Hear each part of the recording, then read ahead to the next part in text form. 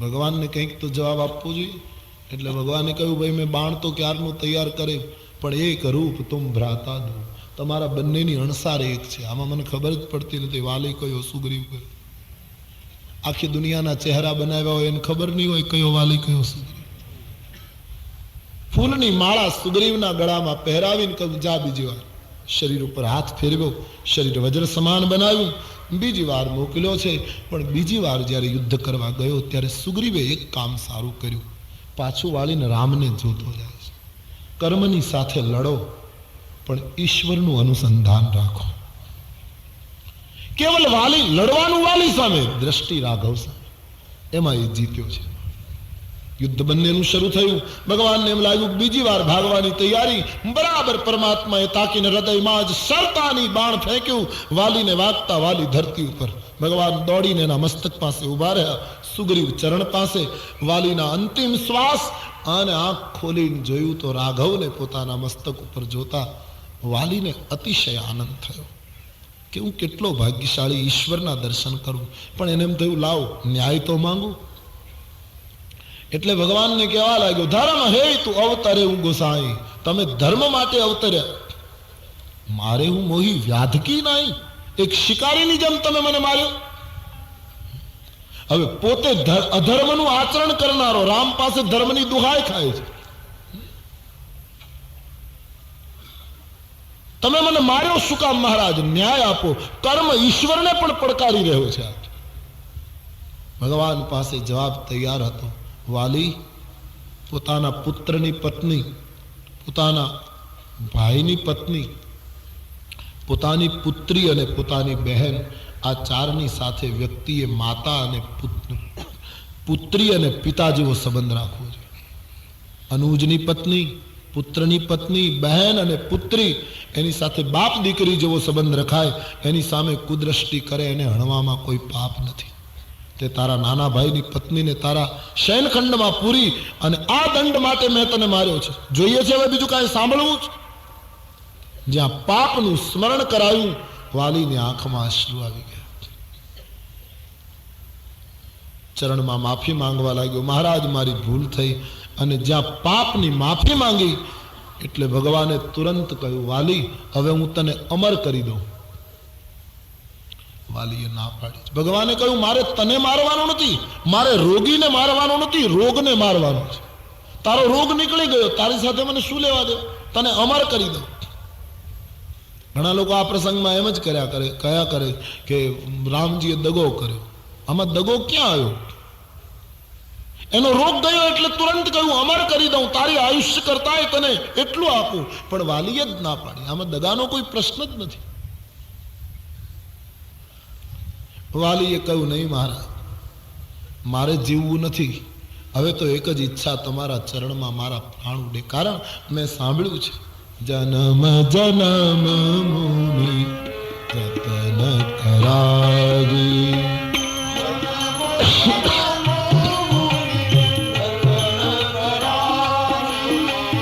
જન્મ જન્મ મુનિ જતન કરાવી, જન્મ જન્મ મુનિ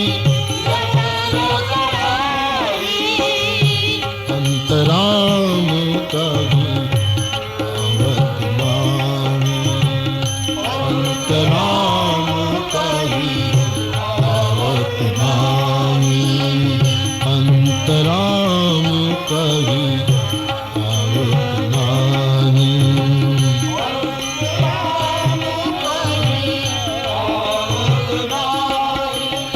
જન્મ મુનિઓ યત્ન કરે તો અંતે તમારા દર્શન દુર્લભ મહારાજ. અંત વખતે એકવાર રામ કહીને જો પ્રાણ છોડે તો પછી એને ક્યારેય જગતમાં આવાગમન ન થાય, એને આવવું ન પડે. મહારાજ આપ મારા સન્મુખ ઉભા છો, હવે જીવવાની વાત કરું. નહીં પ્રભુ, હવે તો મારા પ્રાણ તમારા સામીપ્યમાં છૂટે.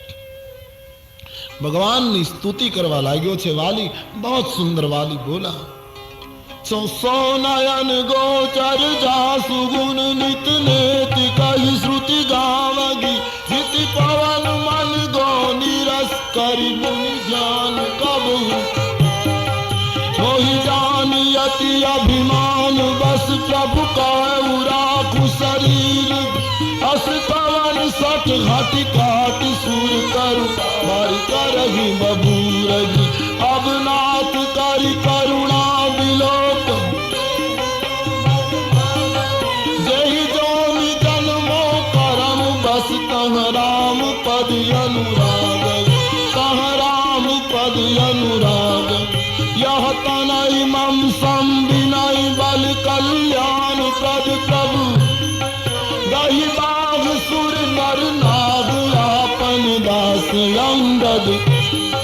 महाराज मोटा मोटा योगीओ કેટલી કોશિશ કરીને તમારું ક્યારેક ક્યારેક ધ્યાન પ્રાપ્ત કરી શકે છે એ મારી સન્મુખ ઊભા છો હવે કરુણા દ્રષ્ટિ કરો અને મારી એક જ ઈચ્છા છે જે જોનીમાં મારો જન્મ થાય ત્યાં મને તમારા ચરણમાં પ્રીત જાગે ભગવાન તથાસ્તુ કહે પણ વાલીએ છેલ્લું કામ બહુ સરસ કર્યું જે સમાજના બધા વાલીઓએ કરવું જોઈએ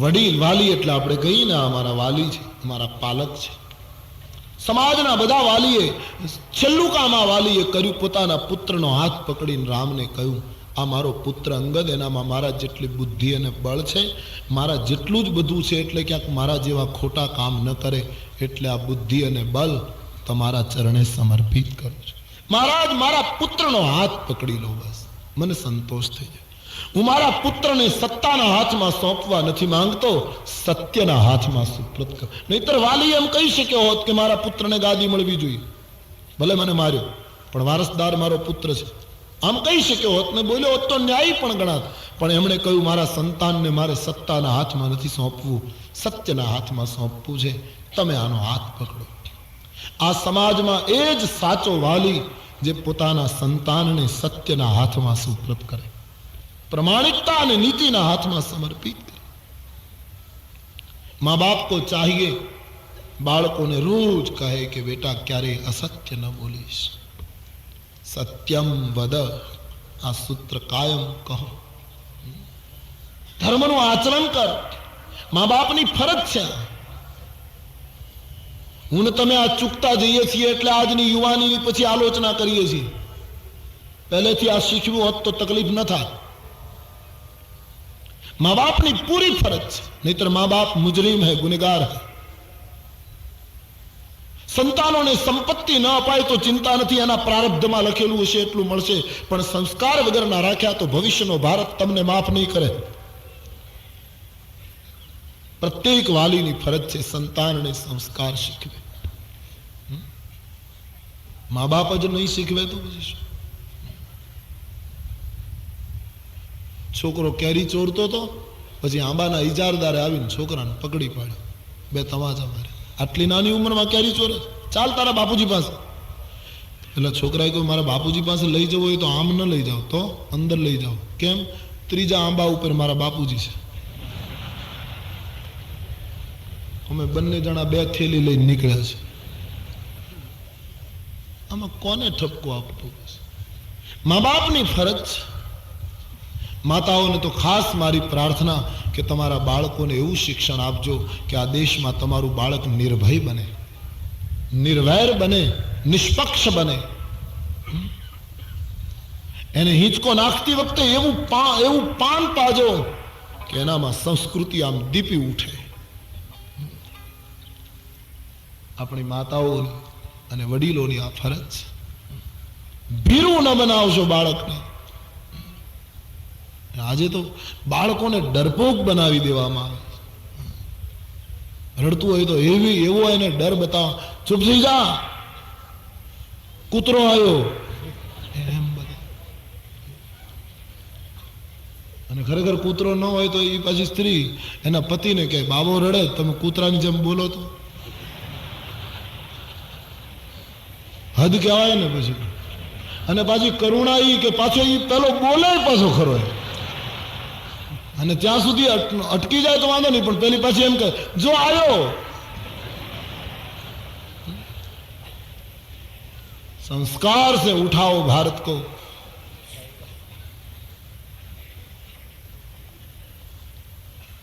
जने जने योगदान आप्યું છે એની માતાઓએ એના વડીલોએ એને જે સંસ્કારો પૂર્યા છે આ ભમાવું ગેલ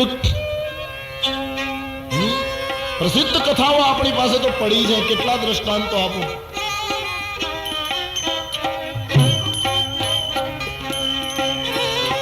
આભમાં ઉગેલ ચાંદલો ને જીજીબાઈ ને આયા બાળ, જીજાબાઈ ને આયા શિવાજી ને નીંદરું નાવે, માતા જીજીબાઈ ઝુલાવે. હે શિવાજી ને નીંદરું નાવે, માતા જીજીબાઈ ઝુલાવે. હે શિવાજી ને નીંદરું નાવે, ધણણ ડુંગરા ડોલે. શિવાજી ને નીંદરું નાવે, ધણણ ડુંગરા ડોલે. શિવાજીને પારણામાં હિંચકાવતી હિંચકાવતી માએ રામાયણ અને ગીતા સમજાવી.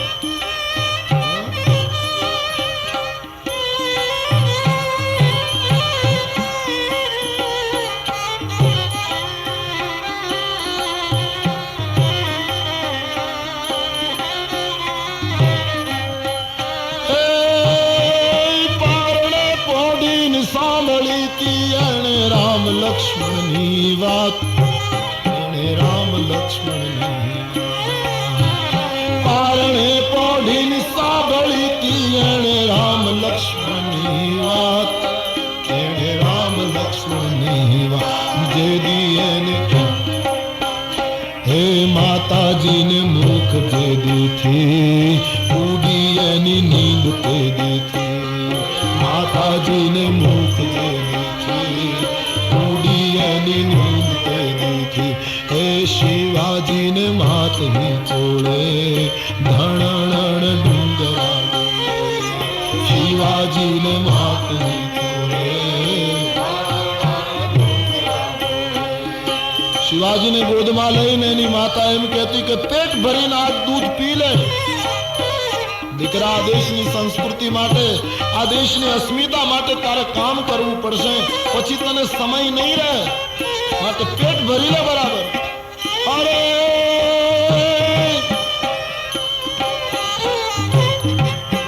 દ્રફીને શબ્દ છે સૌરાષ્ટ્ર, દ્રફીને મારું ધાવણ પી લે, ખૂબ પી લે. કારણ નહીં રહે રણ ઘેલુડા, ખાવા મુખી ધાનની વેળા.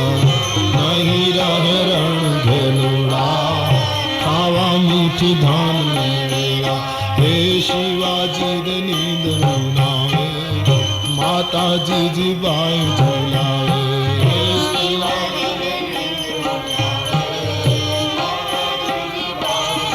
આ સંસ્કારો બચપણથી નાખવાની જરૂર છે. આ બધું આપણે ત્યાં હવે ધીરે ધીરે ભૂલાતું જાય. બાળકોને આવું શીખવજો બસ. આજ રામાયણની પૂર્ણાહુતિના દિવસે આપણે છીએ ત્યારે બસ કંઈક ગાંઠો વાળીને આજ ઉઠજો 6 વાગે અહીંથી. તમારા બાળકોને આવું કંઈક શીખવજો કે રાષ્ટ્રની અસ્મિતામાં વધારો થાય. સાચો વાલી એ છે જે આવું કામ કરે. મા બાપની ફરજ, ખાઓ પીવો ને મોજ કરો, એ તો રાક્ષસી સૂત્ર છે. આટલું શિક્ષણ આપવું એ તો આસુરી સૂત્ર છે. उसको શીખો, પ્રમાણિકતા નીતિનો પાઠ ભણાવો. તો આ દેશનું સંતાન એટલું બગડ્યું નથી જે પાછું ન વળે. જરૂર વળશે, પણ એને કહો. વાલીએ બહુ મોટું કામ કર્યું, સંતાન રામને સોંપ્યું. વાલીના ચરણમાં લાખ લાખ નમસ્કાર છે.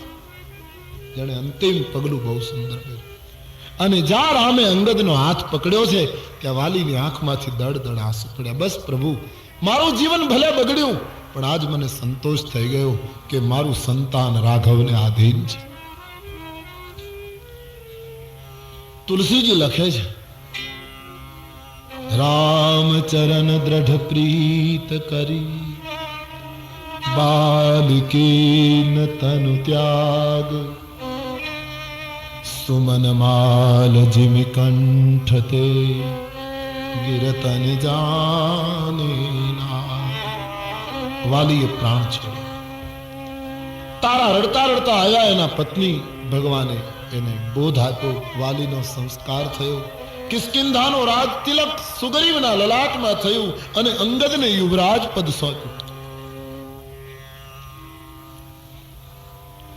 માનસકાર કહે છે કિષ્કિંધાનો માલિક સુગ્રીવ બન્યો, અંગદ યુવરાજ બન્યો.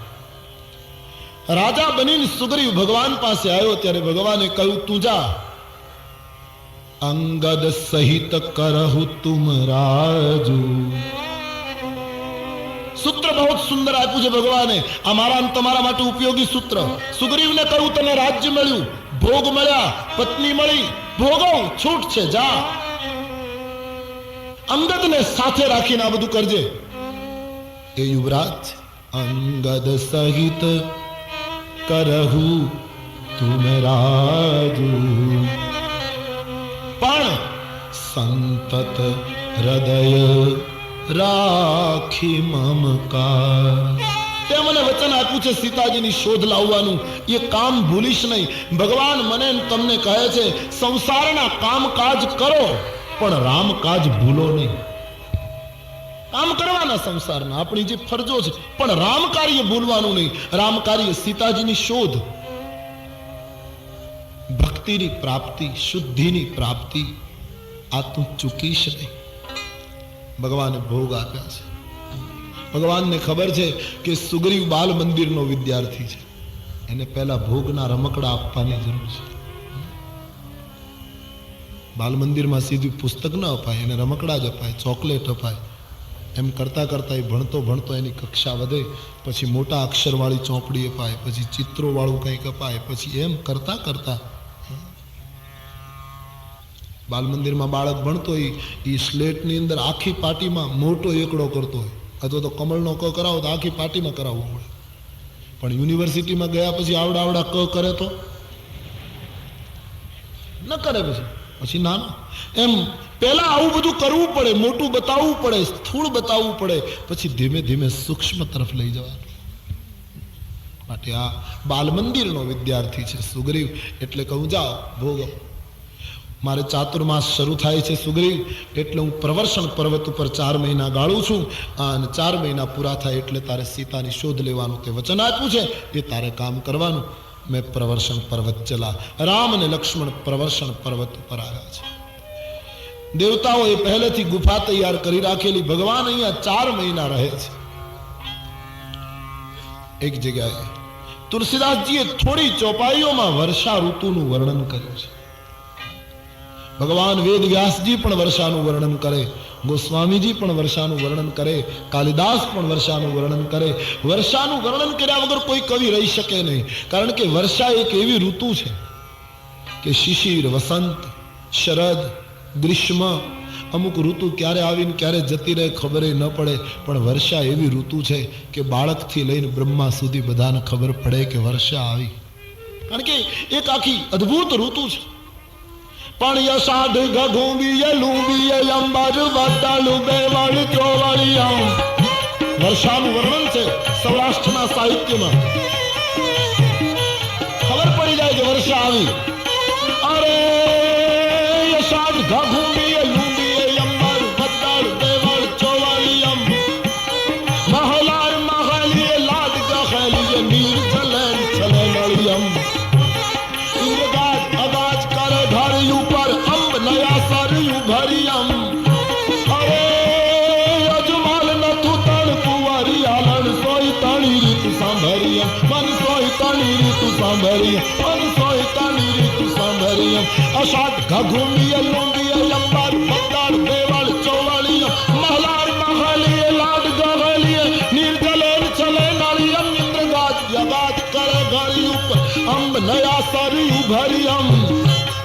અજમાલ નથું તણ કુંવરી આલણ સોય તણી રીતુ સાંભળિયમ. મન સોય તણી રીતુ સાંભળિયમ, મન સોય તણી રીતુ સાંભળિયમ. દીવ સોય તણી તો ઘન ઘમાંડ નભ ગરજત ઘોરા યાહીન ડરત મન.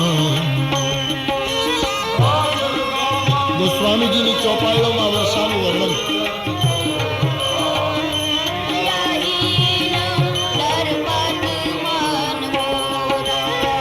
દામિની દામાક રહન ઘનમાં ખલતી પ્રીતિ જથા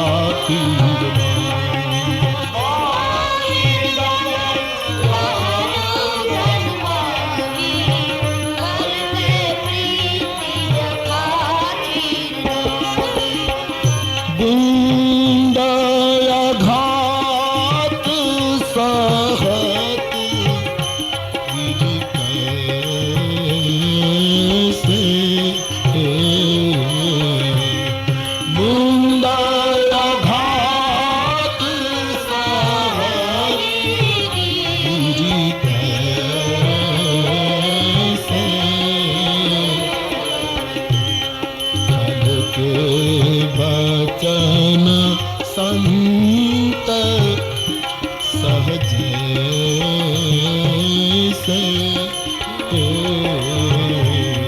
कल के वचन संत सहजे।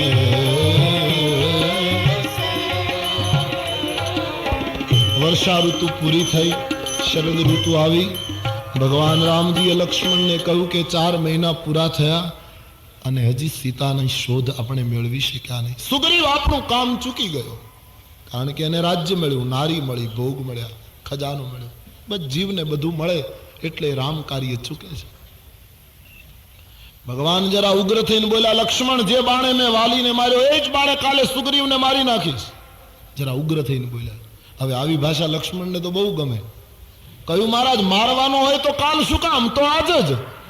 આપણને કાલનો અનુભવ નથી સારો, કારણ કે પિતાજી કાલ ગાદી આપવાનું કરવા ગયા, એમાં 14 વર્ષનો વનવાસ થયો. મારવો હોય તો મોટાને તમે માર્યો, નાનો મને સોંપો. ભગવાને કહ્યું, નહીં, એને ભય બતાવીને લઈ આવ મારી પાસે, સાવધાન કર, તું જા. લક્ષ્મણને મોકલ્યા છે. ઘણા માણસો આ ચોપાઈ ઉપર શંકા કર્યા કરે, શબ્દોના અર્થો જ પકડે છે ઘણા સમજ્યા વગર. કે ભગવાન બોલ્યા હતા કાલે હું મારી નાખીશ, તો માર્યો કેમ નહીં? ભગવાન વચન ચૂકી ગયા. અરે કાલે મારવાની વાત હતી, સાંજ સુધીમાં ન આવે તો, સાંજે આવી જાય પછી મારવાનો ક્યાં પ્રશ્ન? પણ તોય લોકો કહે ભગવાને કેમ માર્યો નહીં? પણ હવે ન માર્યો એમાં તમને વાંધો શું છે? તકલીફ શું છે? ન માર્યો. જો વાત પૂરી થઈ જતી હોય અવધિમાં તો પછી મારવાનો પ્રશ્ન રહેતો નતો. ભાઈ દિખાઈ લે આવ હું તાત સખા સુગ્રીવ. લક્ષ્મણજીને કહ્યું, તું જા. લક્ષ્મણ કાળનો અવતાર છે. ભોગી માણસ કાળથી બહુ ડરે. લક્ષ્મણજી આવીને ગર્જના કરી, તારા નગરને બાળીને ભસ્મ કરી દઉં. અહીં હનુમાનજીએ સુગ્રીવને જગાડ્યા છે, મહારાજ, રામનું કાર્ય ચુકાઈ ગયું છે, આન કાળ આવીને ઉભો છે, હમણાં બધું ખલાસ કરશે. સુગ્રીવ કાંપવા લાગ્યો, વિષયોએ મારું જ્ઞાન હરી લીધું. હનુમાનજી, દૂતોને મોકલો, બધા રીંછ અને વાનરને પ્રવર્ષણની તળેટીમાં એકત્રિત થવાની સૂચના આપો કે સુગ્રીવની આજ્ઞા છે. અને હનુમાનજી, તમે, તારા અને અંગદ ત્રણેય જઈ અને લક્ષ્મણજીને સમજાવી આવો, બાકી મારી હિંમત નથી ચાલતી લક્ષ્મણ સામે આવો. અંગદ, હનુમાન અને તારા ત્રણેય લક્ષ્મણને સમજાવવા ગયા. ગામની બહાર લક્ષ્મણજીનો ભયંકર ક્રોધ. અંગદ અને તારાએ હનુમાનજીને કહ્યું, મહારાજ, અમે આમાં નજીક નહીં જઈએ, તમારે થોડો પરિચય છે, તમે જાઓ. હનુમાનજીએ કહ્યું, મને પરિચય છે, બાકી આવા રૂપનો મને નથી, આ પહેલું હું જોઉં છું. લક્ષ્મણજીનો ક્રોધ ઉતારવો કેમ? હનુમાનજીએ યુક્તિ કરી, ક્રોધ ઉતારવો હોય તો એક જ ઉપાય છે. અને તેથી રામાયણનું, રામચંદ્રજીના ગુણોનું ગાન કરવા લાગ્યા. એટલું સરસ ગાન હનુમાનજીએ કર્યું કે લક્ષ્મણજીનો ક્રોધ ઉતરી ગયો.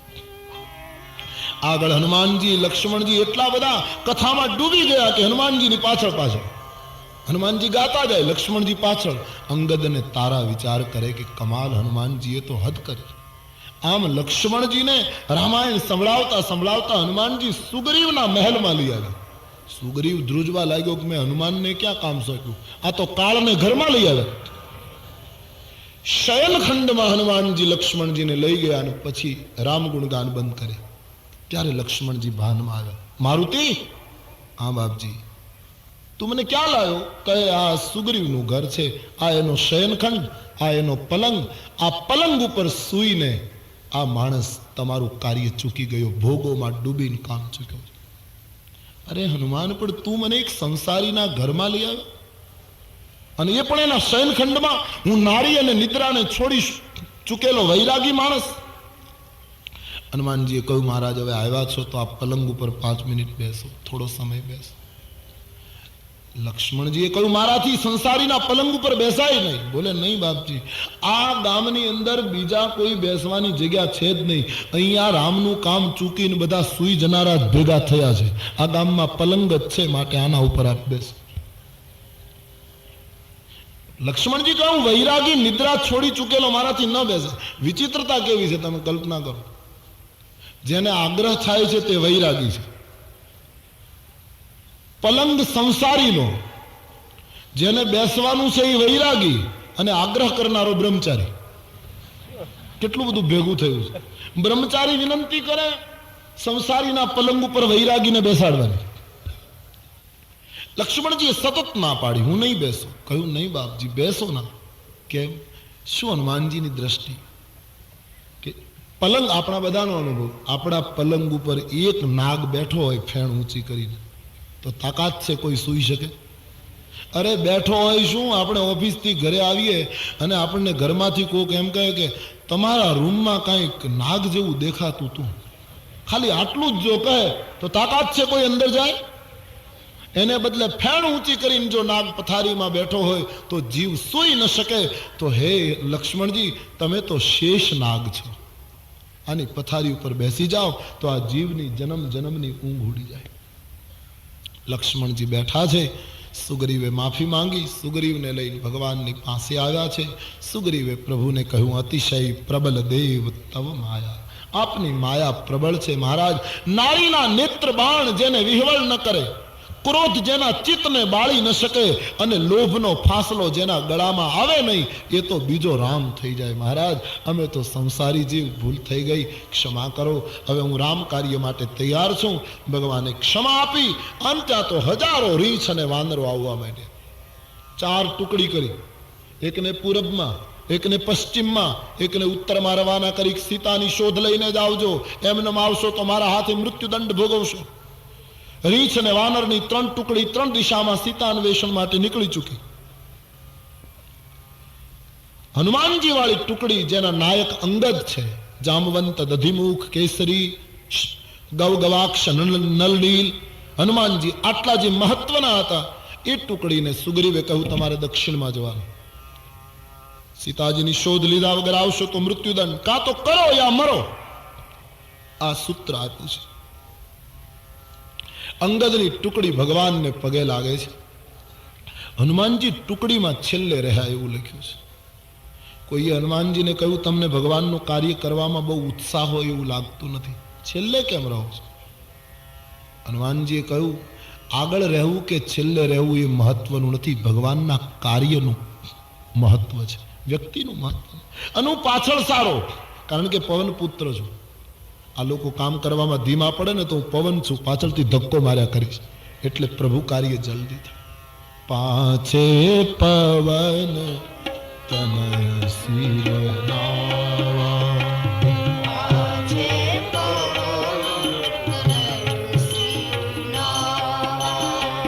પાછે પવન તનય શિરનાવા,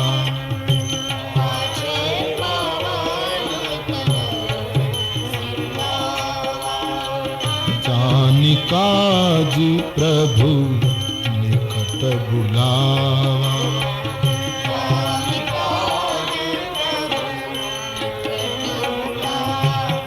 બધા મિત્રો પગે લાગીને ગયા. છેલ્લે હનુમાનજી જ્યાં ભગવાનને વંદન કરે, હાથ પકડીને ભગવાને હનુમાનજીને નજીક બોલાવ્યા. રામજીને ખબર છે કાર્ય આ કરી શકશે. મુદ્રિકા હનુમાનજીને આપી છે. લે મારુતિ, સીતા મળે ના તો નિશાનીમાં આ મુદ્રિકા આપજે. સીતાને મારું બલ અને મારા વિરહની કથા સંભળાવજે. એને કહેજે મારામાં બળ કેટલું છે અને હું એના વિરહમાં કેટલો દુઃખી છું, આ એને કહેજે. ભગવાનની પસંદગી કેવી વિચિત્ર છે. હનુમાનજીને કહ્યું મારો કહી બલ બિરહ તાહી સમજાયો, મારા વિરહની કથા એને કહેજે. વિરહમાં બ્રહ્મચારીને શું ખબર પડે? વિરહ માટે તો સંસારીને શોધવો જોઈએ ને. સંસારી માણસને મૂક્યો હોત તો એ વિરહ કહી શકે, પણ બ્રહ્મચારીને જેને કઈ વિરહ જ નથી, વિયોગ જેવું, એ શું કહી શકે? પણ ભગવાને હનુમાનજીની પસંદગી કરી, કારણ ભગવાનને એમ કે સંસારીને જો વિરહની વાત કહેવાનું કહું ને તો એ મારો વિરહ નહીં કહે, એ એનો શરૂ કરશે. એવી વ્યક્તિને સંદેશવાહક નક્કી કરું જેને પોતાનો કોઈ વિરહ નથી. હનુમાનજીએ ભગવાનને કહ્યું મહારાજ, તમારો વિરહ હું કેમ કહી શકું, તમારું બળ હું કેમ કહી શકું? એક કામ કરો, હું જાઉં ખરો પણ તમે મારા હૃદયમાં બેસીને આવો, એટલે મારી માતાજી પાસે જ્યારે બોલવાનું થાય ત્યારે મારા હોઠ હલશે, અંદરથી બોલવાનું તમારે કે હું આટલો દુઃખી છું, મારી આ સ્થિતિ છે. વિરહ આપે ગાવાનું, ક્યોંકि આપકા વિરહ આપ ही गा सकते. એટલે તો રામાયણમાં આગળ આવે છે, ચલે હું હર્ષી ही धरी रघुनाथा, राम को लेकर गए हैं क्योंकि राम अपनी दास्तां अपने होठों से कह दे. अपने शब्दों से कह दे। माथा ऊपर हाथ मूक्यो, मुद्रिका आपी, राम नामनी मुद्रिका सीताजी ની આંગળીમાંથી રામ પાસે ગઈ હતી। રામ કેવટને આપવા માંગતા હતા પણ કેવટે લીધી નહીં। એ મુદ્રિકા આજ હનુમાનજી પાસે આવી। હનુમાનજી નાચવા લાગ્યા, પણ વિચાર કરે વીંટીને રાખવું ક્યાં? કારણ કે સ્વામીની વીંટી, સ્વામીની મુદ્રિકા સેવકથી પહેરાય નહીં તો મર્યાદા તૂટે। હવે મુદ્રિકા આંગળીનું ઘરેણું છે, એને રાખવી ક્યાં? ત્યારે હનુમાનજી વિચાર કરે શું કરું? હનુમાનજી એવા કપડાં તો પહેરતા નહોતા કે આમાં ખિસ્સા હોય, ક્યાં રાખવી વીંટી? વિચાર કર્યો માથા ઉપર રાખું તો થયું કે કૂદવું પડે, નમવું પડે તો એમાં પડી જાય, રામ નામ પડે તો બરાબર નહીં। તો મુઠ્ઠીમાં રાખું તો હનુમાનજીને થયું મુઠ્ઠીમાં રાખું ને કોઈની સામે લડવાનું થાય ને મુષ્ટિકાનો પ્રહાર કરવાનો આવે તો રામ નામ મારે નહીં, રામ નામ તો તારે। ડાબા હાથમાં રાખું તો વિધિ નિષેધ આડો આવ્યો કે ડાબા હાથમાં ન રખાય। હનુમાનજી વિચાર કરે મુદ્રિકા રાખું ક્યાં? પછી હનુમાનજી આખા શરીરનો વિચાર કર્યો, પોતાના પગના નખથી તે શિખાના વાળ સુધી વિચાર કર્યો કે અંગના એક એક ભાગને કોઈને કોઈ ઘરેણું મળે છે, પણ આ જીભ બિચારી અંદર એને કોઈ ઘરેણું આપતું નથી, માટે મુદ્રિકા રામ નામનું ઘરેણું એ જીભનું ઘરેણું છે એમ કહી વીંટી મોઢામાં મૂકી। પ્રભુ મુદ્રિકા મેલી મુખમાહી, જલધિ લાંઘી ગયે અચરજ નાહી। રામ નામ મુખમાં રખાય। હનુમાનજીને એમ કે તો મુખમાં રામ નામ રાખીશ એટલે બોલવાનું ઓછું થઈ જાય અને કામ વધારે થાય, માટે મુદ્રિકા મુખમાં રાખી હનુમાનજી વાળી ટુકડીનો યાત્રાનો આરંભ। પહાડો, પર્વતો, વૃક્ષોની ઘટાઓ સીતાજીની શોધ માટે છાણ ડાલ્યા બધાએ, પણ ક્યાંય સીતાજી દેખાતા નથી। એમાં બધા ભૂલા પડ્યા, તરસ લાગી। હનુમાનજી એક પર્વતની ગુફામાં બધાને લઈ ગયા। ત્યાં સરોવર હતું, ત્યાં એક તપસ્વીની સ્ત્રી બેઠી હતી। આ સ્ત્રી સ્વયંપ્રભા નામની સ્ત્રી, એમણે હનુમાનજીની ટુકડીને કહ્યું તમે રામના દૂત છો, તમને કેમ ખબર પડી? બોલે મને એવું કહેવામાં આવે। કાયર બનશો નહીં, જળપાન લો અને ફળફૂલ ખાઈને મારી પાસે બેસો। બધાએ એમ કર્યું। બધાને કહ્યું નિરાશ ન થશો, કાયર ન બનશો, આંખો બંધ કરીને રામનું નામ લો એટલે હું તમને સમુદ્રને કિનારે પહોંચાડી દઈશ, તમે સીતાનું રામ કાર્ય કરી શકશો। બધાએ આંખો બંધ કરી પ્રભુનું નામ લેવાનું શરૂઆત કરી। આંખ બંધ કરીને જો કાર્ય કરશો તો સીતાની શોધ કરી શકશો, આવું સૂત્ર છે। ભક્તિની પ્રાપ્તિ, સીતા એટલે ભક્તિ અંતર્મુખ થવાથી થાય, બહિર્મુખ ભટકવાથી ન થાય। આંखें बंद करके भीतर जाना, बहिर्मुख हो जाना। બધાએ આંખો બંધ કરી, પણ હનુમાનજી સિવાય બધાએ પાછી થોડી વારમાં ખોલી નાખી। જ્યાં ખોલી ત્યાં ઠાઢે સકલ સિંધુ કે તીરા, બધા સમુદ્રને કિનારે। આંખ બંધ રાખવી બહુ કઠિન છે, તમે પ્રયોગ કરજો। 5 મિનિટ તમે નક્કી કરો આંખ બંધ રાખવાની, ત્યાં તો ત્રીજી મિનિટે તો ખોલી નાખજો, 3 વખત ખોલી હશે વચ્ચે। આંખ પ્રથમ બંધ રાખતા જે માણસ શીખી જાય, ધ્યાન ધારણા એ તો બધું પછી, પહેલે આંખ કો સંભાલે, આંખ બંધ રાખે। હનુમાનજીની આંખો બંધ છે બસ, બાકી બધાએ ખોલી નાખી। સમુદ્રને કિનારે અંગદ વિચાર કરે હવે તો દરિયો આવી ગયો, અહીં મીઠું પાણી પણ નથી, આપણાથી કામ થયું નહીં, અવધિ પૂરી થવા લાગી, ત્યાં જઈશું તો સુગ્રીવ મારશે, અહીં આમના મૃત્યુ પામીશું, શું કરીશું? જામવંતે અંગદને આશ્વાસન આપ્યું કે કાયર બનશો નહીં, આપણે રામ કાર્ય માટે નીકળ્યા છીએ। આમ જે બધા વાર્તાલાપ કરે એમાં સંપાતિ નામનો ગીધ સમુદ્રને કિનારે રહે, જટાયુનો મોટો ભાઈ થાય, એ નીકળ્યો બહાર। આજ વિધાતાએ મને ખોરાક આપ્યો, કેટલા દિવસથી આહાર વગર મરું છું। આ સંપાતિ અને જટાયુનું આખું કુળ રામ માટે કુરબાન થયું છે। અદ્ભુત કુટુંબ, ભલે એ પંખી હોય પણ એણે રઘુકુળની બહુ સેવા કરી। સંપાતિનો એક પુત્ર હતો સુવાતી, એવી કથા છે, જટાયુનો ભત્રીજો થાય સુવાતી। આ સંપાતિ સૂરજને પકડવા ગયો ત્યારે એની પાંખો બળી ગયેલી એટલે દરિયાના કિનારે પડ્યો હતો, પછી એ ક્યાંય જઈ શકતો નહીં, વૃદ્ધ થઈ ગયેલો, એટલે એનો પુત્ર સુવાતી અને ખોરાક લાવી આપતો। આજ એ માણસ કહે છે મને ઘણા દિવસથી ખોરાક મળ્યો નથી, કારણ ભૂતકાળ। સીતાજીનું અપહરણ કરીને રાવણ જ્યારે જતો હતો લંકા, ત્યારે સુવાતી એના પિતા માટે ખોરાક લઈને આવતો હતો, એ રસ્તામાં રાવણને મળી ગયો। અને સુવાતીને, યુવાન સુવાતીને જોતા રાવણને ભય લાગ્યો કે વૃદ્ધ જટાયુએ જો મને આટલો રોકી રાખ્યો હોય તો તો આ યુવાન મને નહીં છોડે ને મારી નાખશે, મને મુશ્કેલીમાં મૂકશે. એટલે એવી કથા છે. રાવણે સુવાતીને હાથ જોડ્યા કે હું પરાજય કબૂલ કરું છું, મને આડો ન આવીશ, મને જવા દે. એ શરણાગતિ સ્વીકારી એટલે સુવાતીને દયા આવી, રાવણને જતો કર્યો. પરિણામે સુવાતીને ખોરાક લઈને સંપાતિ પાસે આવતા મોડું થયું. સંપાતિએ પૂછ્યું, બેટા કેમ મોડું થયું? બોલે, રાવણ અપહરણ કરીને જતો હતો, હું એને મારવાનો હતો, પણ એણે મને હાથ જોડીને શરણાગતિ સ્વીકારી પિતાજી, એટલે પછી મને એમ થયું કે હવે એને ન મરાય. સીતાનું અપહરણ કરીને રાવણ જતો હતો? હા. અને તે એને જવા દીધો? સંપાતિની આંખ લાલ બની ગઈ. તે બહુ ભૂલ કરી છે બેટા, તે આપણા કુળને લજાયું, થપાટ મારી છે એના પહેલા ઉપર કે આજથી તું અહીંથી નીકળી જા. જે પુત્ર સંસ્કૃતિનું અપહરણ થતું હોય અને જો સંઘર્ષ ન કરે એવો પુત્ર મને મંજૂર નથી, જા. ત્યારથી એને પોતાના પુત્રને ત્યાંથી કાઢી મૂકેલો અને ત્યારથી એ ખોરાક વગર દિન બહુ ગયે આહાર બિનું મરહું. કેટલા દિવસથી આહાર વગર હું અહીંયા મરી રહ્યો છું.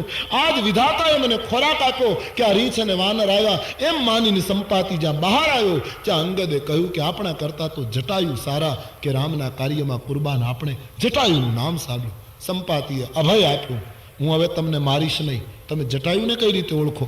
બધી કથા કહી. સંપાતિની આંખમાં આંસુ આવ્યા. મારો ભાઈ કુરબાન થયો રામ કાર્યમાં, મને સમુદ્રને કિનારે લઈ જાઓ. તિલાંજલિ આપી છે. સુગ્રીવ અંગદની ટુકડીને સંપાતિએ કહ્યું, હવે હું તમને મારીશ નહીં, હું વૃદ્ધ થઈ ગયો, મારી પાસે આંખ છે પણ પાંખ નથી, વિવેક છે ક્રિયા નથી. હું અહીંયા બેઠો બેઠો જોઈ શકું છું કે સીતાજી અશોક વાટિકામાં બેઠા છે. તમારામાંથી 400 ગાઉનો દરિયો જે ઓળંગી જશે તે રામ કાર્ય કરી શકશે. વૃદ્ધ થઈ ગયો છું, ક્રિયા શક્તિ રહી નથી, એટલે હું તમને કેવલ વચનથી અને દ્રષ્ટિથી મદદ કરી શકું છું. મારા અનુભવ અને વિવેકનો તમે ઉપયોગ કરો કે જે 400 ગાઉ દૂર જઈ શકશે, કાર્ય કરી શકશે. કાયર બનશો નહીં ભાઈઓ. આમ કહીને સંપાતિ વિદાય થયો. એક વસ્તુ નક્કી થઈ કે સીતાજી અશોક વાટિકામાં પણ જાય કોણ? 400 ગાઉનો સમુદ્ર આડો. અંગદે કહ્યું હું જાઉં, પણ પાછું આવી શકાય કે કેમ મને શંકા છે. કારણ કે એક તો લંકા ભોગ નગરી, હું સંસારી ભોગમાં ડૂબી જાઉં તો, લેવા જાઉં ભક્તિને અને ક્યાંક હું ખુદ ભૂલો પડું તો, અથવા તો અક્ષય કુમાર રાવણનો પુત્ર, એને મારે મનમેલ નથી, મને શાપ છે, અક્ષયનું મુખ જોઉં તો મારી શક્તિ જતી રહે અથવા મારું મૃત્યુ થાય. જામવંતે કહ્યું તમે ટુકડીના નાયક છો, તમને ન મોકલાય. અમુકે કહ્યું અમે જઈએ ખરા પણ 200 ગાઉ કૂદીને દરિયામાં પડી જઈએ. પછી અમુકે કહ્યું અમે 300, પોતપોતાની શક્તિ બધા એ ગાય. એમાં જામવંત એમ બોલ્યા કે હું ઘરડો થઈ ગયો એટલે લાચાર છું.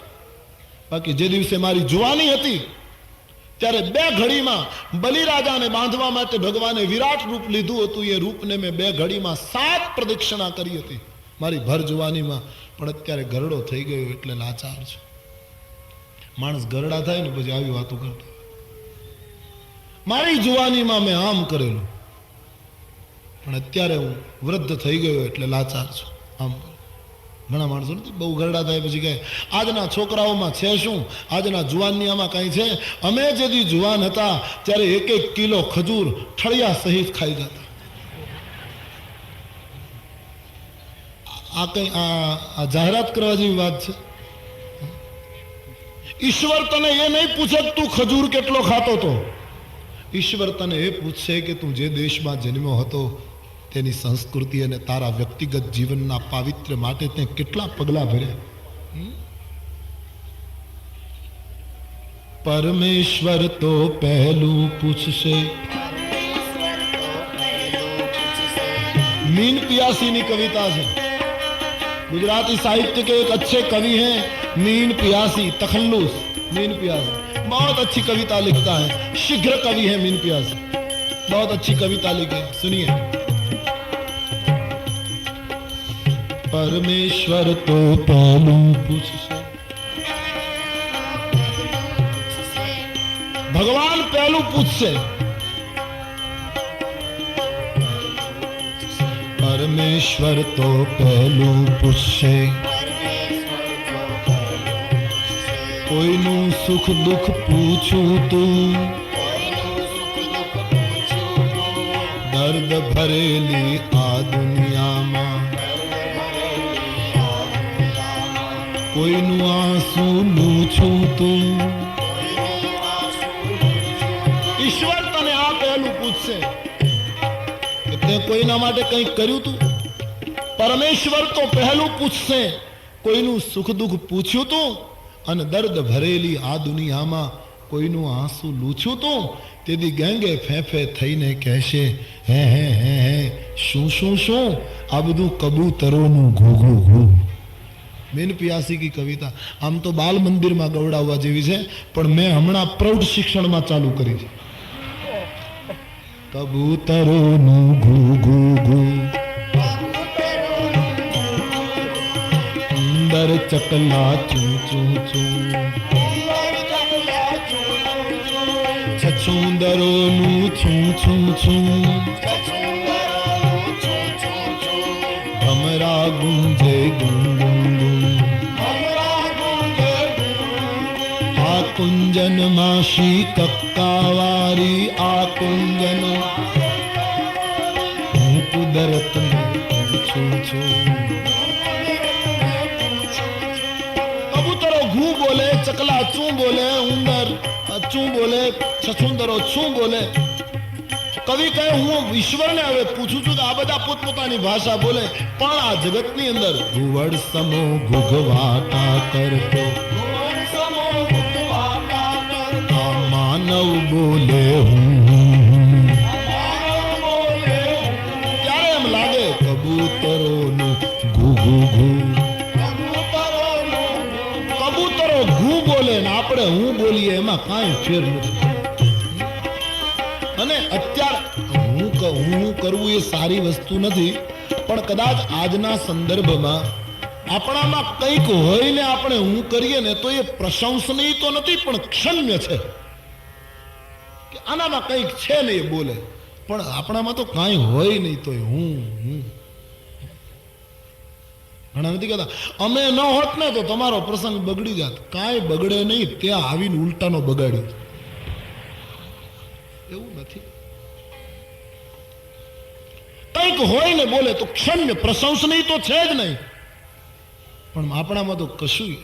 અમારે સૌરાષ્ટ્રની વાર્તા છે, એક જણો એની પત્નીને મારતો. હવે મારી સામે બોલીશ તો એક બૂટ ફટકારીશ મોઢા ઉપર, દાંત નીકળી જશે બહાર, આંખ ફોડી નાખીશ.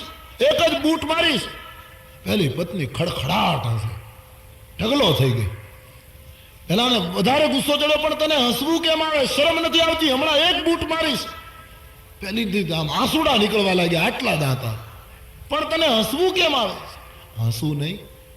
આપણે લગ્ન થયે 35 વર્ષ થયા, તમે પરણવા આવ્યા ત્યારે જ બૂટ હતા. 34 વર્ષથી તો ખુલ્લા પગે ચાલો. આ મારશો શું એનું મને દાંત આવે છે, બીજું કઈ નહીં. પાડોશમાં ઉસીનો લઈને ઘા કરો તો થાય, બાકી તમારા પગ આમ નંગે पैर हम बोलते हैं कि હું આમ કરીશ, હું આમ કરીશ. पैर नंगे हैं और बोलते हैं કબૂતરોનું ઘૂ ઘૂ, કબૂતરોનું ઘૂ ઘૂ ઘૂ. અંદર ચકલા ચૂ ચૂ ચૂ. હું આમ કરતો, હું જુવાનીમાં આમ કરતો. યુવાનીમાં કામ કેટલું કર્યું, યૌવન ઈશ્વરને કેટલું અર્પણ થયું. આ જામવંત કહે હું વૃદ્ધ થઈ ગયો એટલે લાચાર છું, પણ નહીતર યુવાનીમાં હું આમ કરતો. હવે આ કાર્ય કરે કોણ? અંગદ મુશ્કેલીમાં, બધા જ મુશ્કેલીમાં. એમાં બધાનું ધ્યાન હનુમાનજી તરફ ગયું. હજી ધ્યાનમાં બેઠા છે. પેલી ગુફામાંથી આંખો બંધ કરી હજી એમનો.